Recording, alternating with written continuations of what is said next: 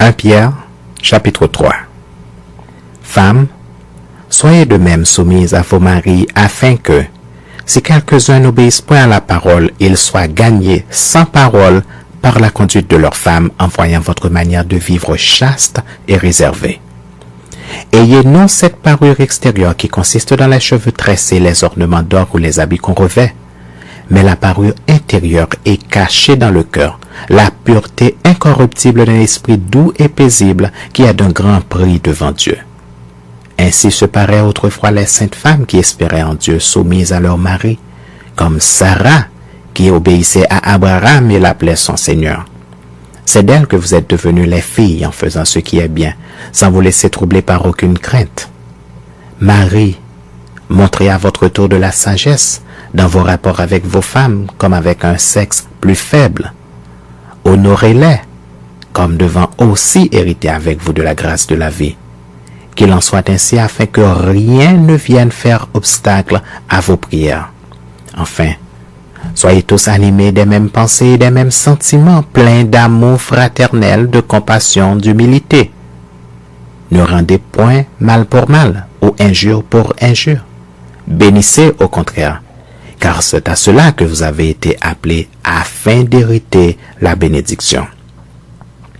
Si quelqu'un en effet veut aimer la vie et voir des jours heureux, qu'il préserve sa langue du mal et ses lèvres des paroles trompeuses, qu'il s'éloigne du mal et fasse le bien, qu'il recherche la paix et la poursuive, car les yeux du Seigneur sont sur les justes et ses oreilles sont attentives à leurs prières. Mais la face du Seigneur est contre ceux qui font le mal. Et qui vous maltraitera si vous êtes zélés pour le bien? D'ailleurs, quand vous souffririez pour la justice, vous seriez heureux. N'ayez d'eux aucune crainte et ne soyez pas troublés.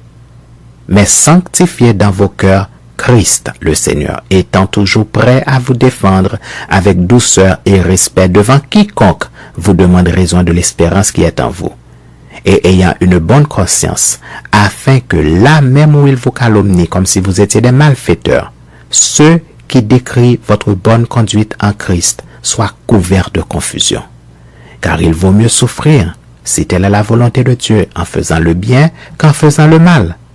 Christ aussi a souffert une fois pour les péchés, lui juste pour des injustes, afin de nous amener à Dieu, ayant été mis à mort quant à la chair, mais ayant été rendu vivant quant à l'esprit, dans lequel aussi il est allé prêcher aux esprits en prison, qui autrefois avaient été incrédules lorsque la patience de Dieu se prolongeait au jour de Noé, pendant la construction de l'arche, dans laquelle un petit nombre de personnes, c'est-à-dire 8, furent sauvés à travers l'eau.